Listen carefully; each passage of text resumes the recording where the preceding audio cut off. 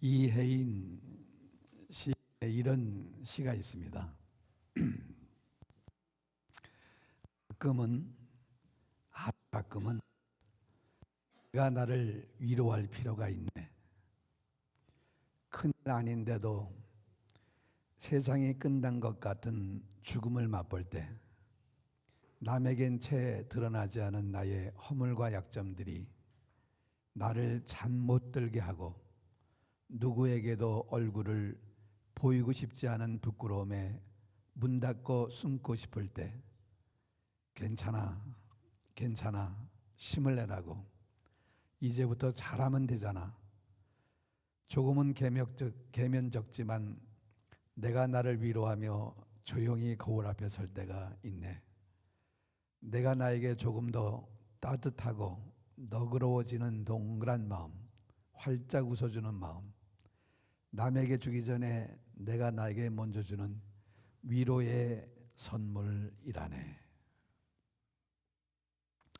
여러분, 살다 보면 내가 나를 믿어주고 나를 위로해주고 나를 격려해줄 필요가 있다는 생각을 하게 된다는 이 시인의 말에 저는 아주 100% 동감합니다. 그래서 아주 조금씩 저도 아주 가끔은 저 스스로에게 위로하기도 합니다. 이 자존감, 셀프스팀은 자기를 존중하는 감정이에요. 그러니까 자기를 사랑하고 자기를 존중하고 가치 있게 여기는 감정이 필요하다는 것입니다. 그 자기의 존재와 성품과 능력과 외모와 행위 등에 대해서 귀하게 여기고 자부심을 가져야 합니다. 그래서 오늘 제목이 자존감을 회복하라 이 말인데, 다른 사람과 비교해서 우월감을 가지란 말은 아닙니다. 그것은 교만입니다. 다른 사람과 상관없이 자기 자신의 모습 그대로를 그대로 받아들이라는 거예요. 그리고 나 자신을 가치 있게 여기고 귀하게 여기고 사랑하는 것을 말하는 것입니다. 이 자존감이 낮은 사람은 자신의 그 긍정적인 면을 보는 게 아니라 이 부정적인 면을 보게 됩니다. 그래서 자신을 믿지 못해요. 자신을 신뢰하지 못해요. 나는 왜 이렇게 못났을까? 못하는 게 많을까? 나는 왜 이렇게 생겼을까? 그 자기 비하가 아주 깊어지면은 자기 자신을 미워하게 돼요. 학대합니다. 그리고 자신을 철저한 그 무가치한 존재로, 아무 쓸모없는 존재로 여기기 시작하는 거예요. 그래서 오늘 우리가 봉독한 말씀에도 그런 사람들이 등장하고 있습니다. 오늘 본문은 예수님이 고향에 가셨을 때의 스토리인데 1절 말씀에 보면은 예수께서 거기를 떠나사, 거기는 5장에 나오는 가버나움을 말합니다.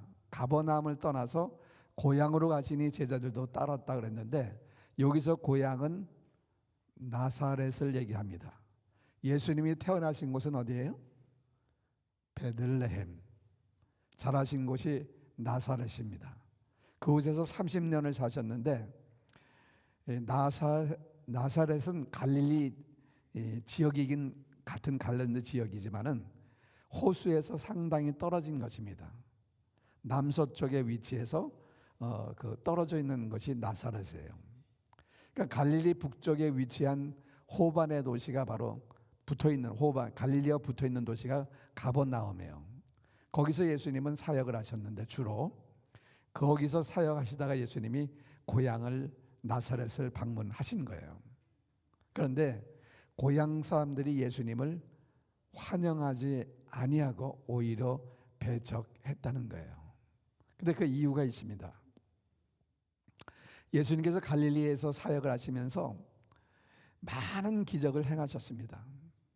하나님 말씀과 함께 하늘나라를 선포하시고, 이 6장 이전에 5장, 4장, 3장 쭉 여기를 보면은 나병 환자도 고치시고 중풍병자도 고치시고 손이 오그라든 사람도 고치시고 풍랑을 장장케 하시고 귀신을 내어 쫓으시고 12년 동안 혈액종으로 고생하던 여인을 고쳐주셨고, 그리고 죽은 해당장의 딸 야이로를 살리는 놀라운 기적을 행하셨어요. 그렇게 놀라운 기적을 막 행하시다가 예수님께서 잠시 고향에 내려갔는데, 고향에 내려가서도 그런 기적을 행해야 마땅하지 않습니까? 그런데 아무런 기적도 행하실 수 없었다라고 성경은 말씀해요. 5절 말씀 한번 보세요. 거기서는 아무 권능도 행하실 수 없어 다만 소수의 병자에게 안수하여 고칠 뿐이었다 얘기하는 거예요. 왜 행하실 수 없었을까? 행하실 수 없다는 그 말보다는 행하지 않으셨다라는 말이 더 정확한 표현입니다. 왜 행하지 않으셨을까? 왜 아무런 기적을 행하지 않았느냐 그 말이에요. 왜요? 고향 사람들이, 보세요. 6절 말씀에 보면은 그들이 믿지 않음을 이상히 여기셨더라. 믿지 않았기 때문에, 예수님을 믿지 않았기 때문에 고향 사람들이 믿지 않았기 때문에 아무런 기적을 행하지 않으셨다는 거예요. 예수가 메시아이심을 믿지 않았다는 것입니다. 그러나 사실 그들이 믿지 않은 것은 예수님이 아니라 자기 스스로를 믿지 못한 것입니다. 요한복음 1장에 보면은 빌립이 예수님을 처음 만나고 난 다음에 자기의 가장 절친인 나다나엘은 예수님의 제자 중에 바돌로메의 동일 인물입니다. 바돌로메 나다나엘을 찾아가서 말해요. 1장 45절에 보면은 빌립이 나다나엘을 찾아 이르되 모세가 율법에 기록하였고 여러 선지자가 기록한 그 일을, 그러니까 메시아를 우리가 만났으니 요셉의 아들 나사렛 예수다 그렇습니다. 그러니까 성경에 기록되었고 선지자들이 예언한 그 메시아를 만났다는 말에 나다나엘이 얼마나 흥분됐겠어요. 그러나 그 메시아가 누구냐? 나사렛 출신이라는 것을 안 나다나엘은 이렇게 대답해요. 46절에 보면 나다나엘이 이르되, 그다음 시작, 나사렛에서 무슨 선한 것이 날 수 있느냐, 거기까지만. 나사렛에서 무슨 선한 것이 날 수 있겠느냐 그 말이에요. 그러니까 이 지역 속에는, 이 나다나엘의 말 속에는 지역에 대한 편견이 여기에 들어있는 거예요. 그걸요. 예수님을 만나기도 전에, 예수님의 말씀을 들어보기도 전에 다만 그 출신이 나사렛이라는 그 얘기를 듣고서 그는 그리스도가 아니다, 메시아가 아니다 결론을 내린 거예요. 나사렛이라고 하는 그 동네에서는 그런 메시아가 날 만한 동네가 아니라는 거예요. 그 당시 이스라엘 사람들은 갈릴리 지역은 버림받은 땅, 천박한 곳이라고 이렇게 편견을 가지고 있었습니다. 그래서 요한복음 7장 52절에도 보면 정통파 유대인들은 갈릴리에서는 선지자가 나지 못한다라고 아예 그렇게 얘기하고 있습니다. 그러니까 나다나엘도 역시 그런 편견을 가지고 있어요. 어떻게 갈릴리 지역에서 그 나사렛에서 그 선지자가 날 수 있느냐, 메시아가 날 수 있느냐? 아니라는 거예요. 그걸요. 실제로 그 당시 갈릴리 지방은요, 가난한 지역이었어요. 가난한 사람이 많이 살고 있었어요. 또 병자들도 많이 있었어요. 병든 사람들이. 그러니까 소외받고 억압받고 살다 보니까 그 갈릴리 사람들은 그 기질이 반항하는 기질이 많았습니다. 그래서 폭동이 일어났다 그러면은 갈릴리 지방에서 일어나는 거예요. 문제가 생겼다 그러면 갈릴리 지방에서 터지는 거예요.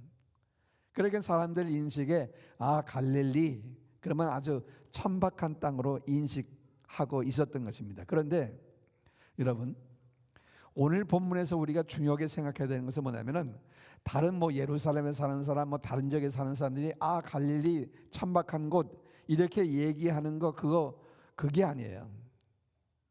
그 다른 지역에 사는 사람들이 갈릴리에 대한 편견을 가지고 있었던 것, 그것이 중요한 것이 아니라 나사렛에 살고 있는 사람 스스로 그렇게 생각하고 있다는 거예요. 자신 스스로가 우리는 천박한 땅에 살고 있다, 우리 지역에서는 선지자가 날 만한 그런 지역이 아니다, 이런 생각을 하고 있다는 것이 더 큰 문제라는 것입니다. 그 교육 심리학에 낙인론이라는 것이 있습니다. 스티그마 티오리.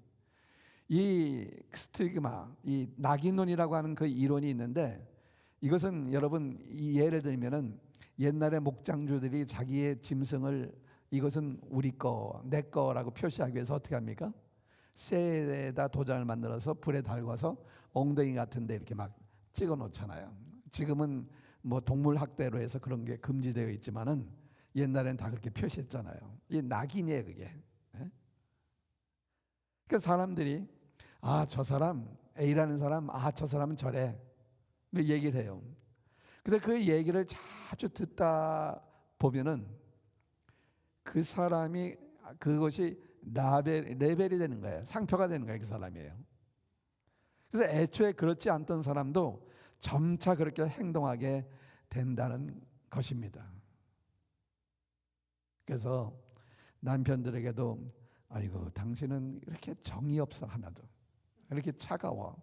그러면은 한 번, 두 번, 세 번 듣다가 남편은 나는 정이 없는 사람이야. 나는 차가운 사람이야. 아주 그렇게 변해버리는 거예요. 어린아이들에게 선생님이 너는 참 크게 될 놈이다, 너는 참 노래를 잘하는구나, 이 한마디에 그 사람의 인생을 바꿔놓게 된다는 거예요. 왜 그렇습니까? 그 사람이 나를 향하여 한 번 찍은 낙인이 지워지지가 않아요. 그래서 자기 스스로가 계속해서 그 말을 되새기는, 그걸 갖다가 자기 스스로 낙인을 찍는 거예요. 그래서 선생님이 나는 큰 인물이 될 거라고 얘기했어. 그 얘기를 계속 되뇌기다 보니까 그런 스티그마, 낙인을 찍는 거예요, 자기에게. 그러니까 다른 사람이 찍지만은 처음에는, 그 다음에는 자기 스스로가 그 낙인을 막 찍어요. 그리고 그렇게 행동하는 거예요. 그렇게 살아가는 거예요. 그렇기 때문에 우리가 누구를 향해서 이렇게 평가하는 말은 정말 조심해서 하지 않으면 안 된다는 것입니다. 특별히 자녀들에게 너는 나쁜 놈이야, 뭐 그런 얘기, 너는 왜 이렇게 멍청해, 한마디 하면은 그 아이는 그 말이 계속 속에 남아 있어 가지고서 그래 나는 나쁜 놈이야, 나는 멍청해, 공부 더 안 해요. 더 막 나가요. 다른 사람의 그 말 한마디로 인해서 스스로에게 낙인을 찍는 거예요, 걸려. 그래서 그 찍은 낙인 때문에 삐뚤어진 삶을 사는 거예요. 그러니까 다른 사람의 편견도 문제예요. 그렇지만은 자기 스스로가 그렇게 낙인을 찍는 것은 더 큰 문제라는 것입니다. 그래서 사람들이 갈릴리 지역, 그 갈릴리 지역은 아주 천박한 땅, 그 나사렛이라고 하는 곳을 위해서 낙인을 찍어요. 그러면은 거기에 살고 있는 사람, 나사렛에 살고 있는 사람들 스스로 의식 속에 우리는 천박한 지역이야, 우리는 배우지 못한 사람들이 사는 땅이야. 그래서 많은 사건이 터지는 거예요. 이런 땅에서 무슨 선한 것이 나올 수 있겠느냐, 스스로 그렇게 생각하는 거예요. 그걸요. 각색 병든 자를 예수님이 고치셨잖아요. 귀신도 내어 쫓으셨잖아요. 죽은 자도 살리셨잖아요. 풍랑과 바다를 이렇게 잔잔케 하셨잖아요. 이런 권위 있는 놀라운 말씀을 증거하시는 하나님의 메시지를 선포하는 그 예수님께서 막 이렇게 기적을 행하다가 고향에 돌아오면은 어떻게 해야 돼요? 대대적으로 환영해야죠. 장하다 예수, 나사렛 출신. 근데 고향 사람들은 예수님을 환영하지 않았다는 것입니다. 심지어 같은 말씀이 기록되어 있는 누가복음 4장에 보면은 예수님의 말씀에 화가 나가지고서 예수님을 동네 밖으로 내쫓고 그 벼랑에서 그냥 밀쳐 죽이려고 해요. 누가복음 4장 28절 29절인데, 자, 해당에 있는 자들이 이것을 듣고 다 크게 화가 나서, 이 갈릴리 사람들, 아니 나사렛 사람이 화가 난 거예요. 그 다음에 시작. 일어나 동네 밖으로 쫓아내요. 그 동네가 건설된 산 낭떠러지까지 끌고 가서 밀쳐 떨어뜨리려고자 하되, 밀어서 떨어뜨려 죽이려고 했어요. 왜 그랬어요? 자기들 스스로 굳어진 편견이 있는데, 우리는 어리석고 천박한 백성이라고 스스로 낙인 찍고 있는데, 그 속에서 어떻게 선한 것이 날 수 있겠느냐 그 말이에요. 자기들이 살고 있는 땅을 스스로가 그냥 격화시키고 경멸했다는 거예요, 그걸요. 그들로 예수님의 권위 있는 말씀과 행하신 기적을 보고 놀라기는 합니다. 2절 말씀 한번 보세요. 오늘 본문 2절. 안식일이 되어 해당에서 가르치시니 많은 사람이 듣고 어떻게 했다고요? 놀랐어요, 놀랐어. 그러고서 이 사람이 어디서 이런 것을 얻었느냐? 이 사람이 받은 지혜와 그 손을 이루는 이런 권능이 어찌 됨이냐? 예수님이 나사렛에서 자라긴 하셨지만은 그들에게 처음으로 이렇게 예수님께서 가르침을 행하신 것 같아요. 그러니까 그걸 듣고서 권위 있는 그 말씀을 듣고서 놀란 거예요. 여기에 놀랐다는 그 원어의 의미는요, 망치로 머리를 맞은 것처럼 충격적이다, 그런 의미예요. 그러니까 깜짝 놀란 거예요. 아니, 저 사람이 우리와 같은 사람이, 이 천박한 땅에서 자란 저 사람이 감탄한 거예요. 근데 이게 감탄하는 거하고 믿는 거하고는요 달라요. 그것은요. 그래서 예수님의 가르침에 대해서, 예수님의 기적 행함에 대해서 그 놀라기는, 감탄은 했지만은 그러나 믿지는 않았다는 거예요. 의심했다는 거예요. 어디에서 이 모든 것을 얻었을까? 3절 한번 보세요. 이 사람이 마리의 아들 목수가 아니냐? 야고보와 요셉과 유다와 시몬의 형제가 아니냐? 그 누이들이 우리와 함께 여기 있지 아니하냐? 하고 예수를 배척한지라. 무슨 말이에요? 나사렛 사람들은 예수님을 격화시킨 거예요. 여기에 마리아의 아들이라고 얘기한 것은요 굉장히 모욕적인 말입니다. 무슨 말이냐면요, 우리나라 말에 애비 없는 자식, 뭐 더한 표현도 있잖아요. 그 말과 비슷한 의미입니다. 당시 유대사에서는 아버지가 일찍 세상을 떠났다 할지라도 상대방을 비하하는 것이 아니라면은 반드시 그 아버지의 이름 앞에 그 아들을 붙이는 거예요. 성경에도 족보에 보면 누가 누구를 낳고 하는데 전부 다 아버지 이름이 나오잖아요. 그런 거예요. 근데 요게 그 요셉의 아들 예수가 아니냐, 그러지 않고 마리아의 아들 예수가 아니냐, 이렇게 이 얘기한 거예요. 그래서 뭐냐면은요, 이 편모스라에서 자란, 아주 비하하는 거예요. 그리고 목수도 요즘은 목수하면은 전문 기술을 가진 전문 기술인이잖아요. 근데 그 당시 목수는 아주 천한 직업이었어요. 천한 직업. 그러니까 예수님에 대해서 이 마리아의 아들 목수, 이것은 이 편모스라에서 자라고 천한 직업을 가진 목수 직업을 가진 예수가 아니었더냐? 그 사람이 어떻게 저런 가르침을, 저런 기적을 행할 수 있느냐? 믿지 못하겠다는 거예요. 그걸요. 자신들이 살고 있는 이 천박한 땅에서는 저런 지혜로운 사람이, 저런 놀라운 능력을 행하는 사람이 나타날 수가 없다는 거예요. 그걸요. 스스로 자신들을 비하시키는 거예요. 비천하다고 얘기하는 거예요. 우리 동네에서 어떻게 그런 똑똑한 사람이 나올 수 있어? 우리 옛날 선조에도 보면은 여러분 사극 드라마 보셔서 잘 아실 거예요. 분수에 맞게 살아야 된다는 뜻으로 이 백정의 아들인데 아주 똑똑해요. 그러니까 그 백정의 아들에게 뭐라고 얘기합니까? 지렁이는 흙을 먹고 살아야 돼. 송충이는 솔잎을 먹고 살아야 돼. 너 그 서당에 가서 기웃거리지 말아라. 글 배우지 말아라. 그러잖아요. 사람 됨됨이보다는 어떤 양반과 상놈을 구별해 놓고서 아무리 덜 떨어진 사람이라도 양반이면은 존중을 받고, 아무리 똑똑해도 이 백정 출신이면은 업신여김을 받아요. 출세길이 막혀요. 그런데 그것이 그 당시에만 있었냐면은 이런 터무니없는 그러한 사상들이 오늘날 시대에도 남아 있어요. 그것이요. 그래서 출신지와 계급과 신분을 따지고요, 가난한 자와 부자를 구별하고요, 출신 학계와 사회적 지위를 구별하고요, 지구의 귀천을 따지는 거예요. 심지어 그런 교회도 있습니다.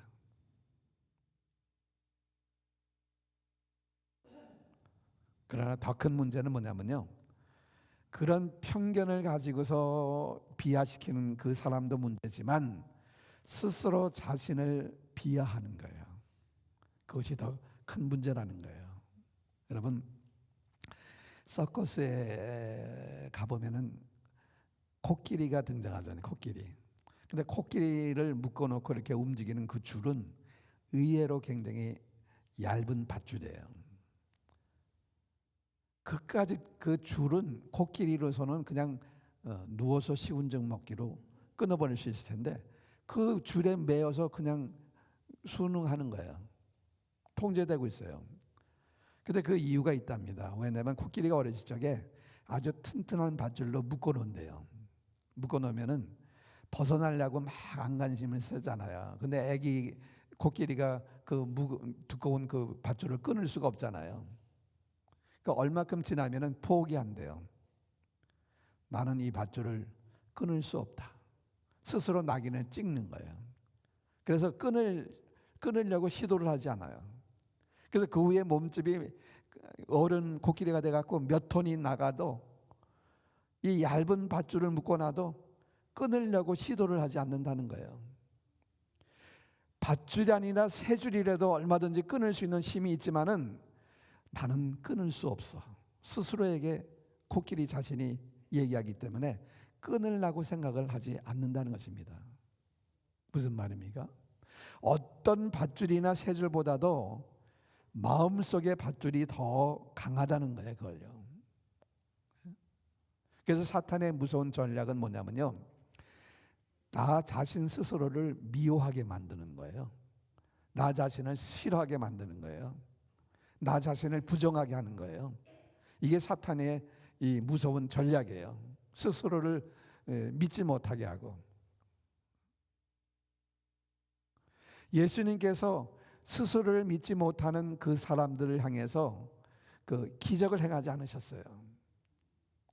이 말을 이게 뒤집어서 얘기한다면은, 만약에 그 나사렛 사람들이 예수님을 배척하지 않고 영접하고 예수님을 믿었더라면은, 그들이 감탄만 하지 않고 믿었더라면은 얼마나 크고 놀라운 능력을 고향에서 행했겠습니까?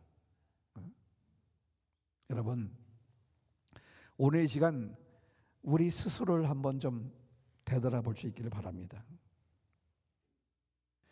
우리가 회복해야 될 것은 하나님을 향한 믿음이기도 하지만은 그것보다도 나 자신을 향한 그 믿음입니다. 인도에서 평생 사역한 스탠리 존스라고 하는 선교사가 믿음에 대해서 이런 말을 했는데 아주 중요한 말이에요. 믿음이란 당신이 하나님을 붙드는 것이 아니라 오히려 하나님이 당신을 붙들고 놓지 않는다는 것을 받아들이는 것이다 그랬어요. 믿음이 내가 하나님을 붙드는 게 아니라 하나님이 나를 붙들고 있다는 사실을 믿는 거라는 거예요. 그걸요. 여러분, 우리는 보잘것없어요. 부족해요. 연약해요. 그런데 그렇게 나 자신을 바라보는 것은 겸손의 눈이에요. 하지만 이 겸손의 눈 플러스 우리에게 있어야 될 것은 믿음의 눈이에요. 믿음의 눈. 그것은 나 부족한 나라는 존재를 붙잡고 역사하시는 하나님의 전능하신 손을 봐야 된다는 거죠. 전능하신 하나님이 나와 함께 하신다. 하나님께서 나를 붙들고 계신다. 믿습니까? 하나님이 나를 붙들고 계신다는 그것을 바라보는 것, 그것이 믿음이라는 거예요. 그것이요. 여러분, 사무엘상 17장에 보면은 엘라 골짜기에서 이스라엘 군대와 블레셋 군대가 이제 진을 치고 전쟁하게 됐는데, 이스라엘 군대들이 아주 두려움과 공포에 사로잡혀 있는데, 그것은 왜냐하면은 블레셋에는 아주 이 키가 3m가 넘는 이 골리앗, 그 거대한 장군이 있기 때문에 두려웠어요. 전부 다요. 그래서 이 하나님을 막 모욕하는데도 불구하고 골리앗과 나가 싸우겠다는 그러한 그 장군 이 장수가 이스라엘에는 없었어요, 그걸요. 그런데 다윗이 형들을 위문하러 갔다가 그 소리를 골리앗에 얘기하는 소리를 하늘 모욕하는 소리를 듣고서 내가 나가 싸우겠다고 자원합니다. 그러니까 사울 왕이 다윗에게 네가 골리앗과 싸워서 이길 수 없다는 그 사실을 이제 예를 들어 설명하는 거예요. 그는 거인이고 너는 소년이야. 너는 양치는 목동이고 그는 훈련받은 거대한 장군이야. 불가능하다. 근데 이것은요, 골리앗에 대한 모든 그 이스라엘 사람들의 똑같은 그런 편견을 가지고 있었던 거예요. 사울 왕을 비롯해서 모든 이스라엘 백성들이. 이스라엘 백성들은, 사울은 거대한 블레셋이라고 하는 그 장군은 보았지만은, 그러나 나를 붙들고 계시는 그 하나님의 손길을 못 봤다는 거예요.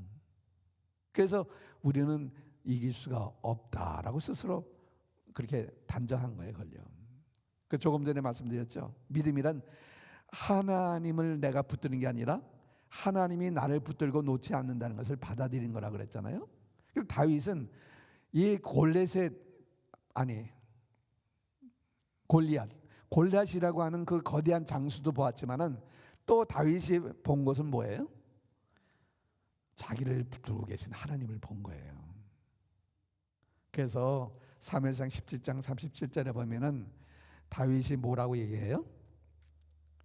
여호와께서 나를 사자의 발톱과 곰의 발톱에서 건져내셨은즉 나를 이 블레셋 사람의 손에서도 건져내시리라. 하나님께서 나를 붙드셔서 나는 사자도 이겼고 곰도 이겼다는 거예요. 그러니까 저 블레셋 저 거인 장수도 내가 이길 수 있다는 거예요, 그걸요. 그리고서 다윗은 창과 칼을 가지고 나가는 것이 아니라 자기에게 아주 익숙한 물매와 돌멩이를 가지고 골리앗과 싸우러 나갑니다. 물매 뭔지 아시죠? 이렇게 거기에다 돌 먹고 이렇게 돌려갖고 한쪽을 또 제가 그 이스라엘에서 가져온 거 있어요. 네, 사무실에서 오늘 가지고 내려온다 그러고 잊어버렸어요. 돌리고 탁 넣으면 돌이 확 나가는 거예요. 그걸.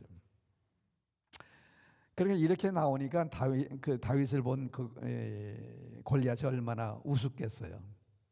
근데 우습게 여기는 골리앗을 향해서 45절에 보면 이렇게 다윗이 얘기해요.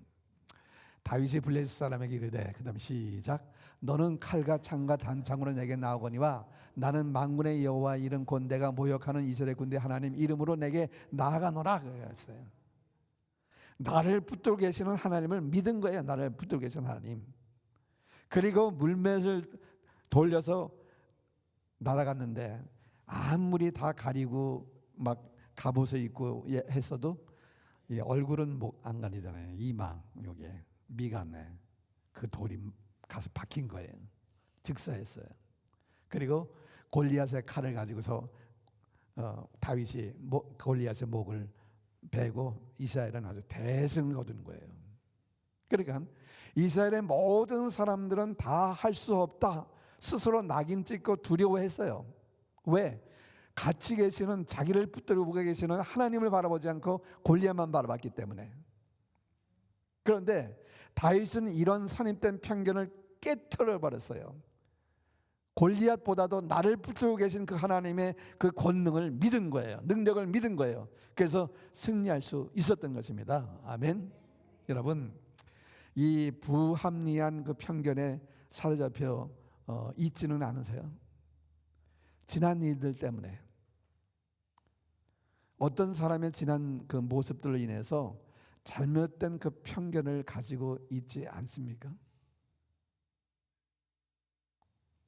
고린도후서 4장에 보면은요 7절 9절에 이런 말씀이 있어요. 잘 아는 말씀이죠. 같이 봉독합니다. 시작. 우리가 이 보배를 질그레 가졌으니 이는 심히 큰 능력은 하나님께 있고 우리에게 있지 아니함을 알게 하려 함이라. 우리가 사방으로 우겨쌈을 당하여도 쌓이지 아니하며 답답한 일을 당하여도 낙심하지 아니하며 박해를 받아도 버림받지 아니하며 거꾸리 트름을 당하여도 망하지 아니하고. 그렇습니다. 우리는 연약하고 부잘것없는 질그릇 같은 존재예요. 근데 그 질그릇 안에 뭐가 있어요? 보배가 있어요. 보배. 그러면 질그릇 안에 보배가 있으면은 그것은 질그릇이지만은 그것은 보물함이에요. 보물함. 우리 안에 예수 그리스도가 계세요. 그렇기 때문에 사방으로 막 우겨쌈을 당해도 쌓이지 않고, 답답한 일을 당하여도 낙심하지 않아요. 박해를 받아도 버려질 수 없고, 심지어 거꾸리 틈을 당하여도 망할 수 없는 존재예요. 여러분 오뚜기 아시죠? 아무리 밀어도 그 안에 중심이, 그 안에 예수 그리스도. 저는 오뚜기 보면 그런 생각이 들어요. 밀어도 다시 일어서는 거예요. 밀어도 일어서는 거예요. 우리 안에 그리스도가 계시기 때문에. 우리 안에 예수가 있다는 사실을 믿으십니까? 이것은 진리예요. 그러므로 보잘것없는 질그릇 같은 존재라 할지라도 나는 보물을 담은 귀한 존재인 거예요. 나는요, 귀한 존재. 절대 기죽지 마세요. 우리 교회는 작은 교회. 우리 교회는 믿음이 없어. 뭐 우리는 똑똑하지 못하다, 우리는 뭐 부유하지 못하다, 뭐 우리가 그걸 어떻게 해, 우리는 할 수 없다, 이런 말 절대 하지 마세요. 작다는 기준이 뭐예요? 다이아몬드는 작아도 값어치가 있고 아주 가치가 있어요. 귀한 거예요. 주님께서 우리 교회를 향한 그 놀라운 계획을 가지고 계세요. 우리 한 분 한 분을 향한 하나님의 그 사랑, 우리 한 분 한 분을 주님께 얼마나 귀중한 존재인지 아십니까? 내가 하나님 앞에 얼마나 귀중한 존재인지 아세요? 왜 우리가 세상 앞에서 당당할 수가 있는가? 내 안에 주님이 계시기 때문이에요. 주님께서 나와 함께 하시고 나를 붙들고 나를 역사하시기 때문에 나는 언제나 어디서나 당당할 수가 있는 것입니다. 그러므로 여러분, 내 안에 계신 그 예수님, 내 안에 역사하시는 그 주님을 늘 바라보시면서 이 주님의 은혜와 능력을 누리시기 바랍니다. 그리고 2025년도를 아주 당당하게 사시기를 축원합니다. 기도하시겠습니다. 우리 조용한 음성으로 합심해서 한번 기도하겠습니다. 하나님 아버지, 우리의 낮은 자존감을 회복시켜 주시옵소서. 우리 속에 나사로스 스스로 낙인 찍고 열등감 속에 살고 있지 않습니까? 하나님, 우리는 지금처럼 연약하지만 그러나 내 속 안에 예수 그리스도를 모시고 보배를 가지고 있음을 우리가 기억하게 도와주시고 주님과 함께 동행하면서 언제나 승리의 삶을 살게 하시고 감사와 영광을 모습 살게 하여 주시옵소서. 하나님 아버지, 우리의 낮아진 자존감을 회복시켜 주시옵소서. 우리 속에 나사렛 사람들처럼 스스로 낙인을 찍고 열등감 속에 살지 않게 하시옵소서. 우리는 비록 질글과 같이 연약하고 보잘것없는 존재지만 내 안에 보배를 담은 귀중한 보배함임을 알게 하여 주시옵소서. 내 안에 만왕의 왕 예수 그리스도가 계심을 알게 하시고 우리는 거룩하신 하나님의 자녀라는 신분을 알게 하여 주옵소서. 하나님의 자녀답게 당당하게 살아가는 저희들 되게 하여 주시옵소서. 하나님의 자녀답게 생각하고 말하고 행동하며 이 세상에 거룩한 영향력을 끼치며 살아가는 2025년이 되게 하여 주옵소서. 우리와 함께 하시는 주님을 찬양하오며 예수 그리스도의 이름으로 기도드리옵나이다. 아멘.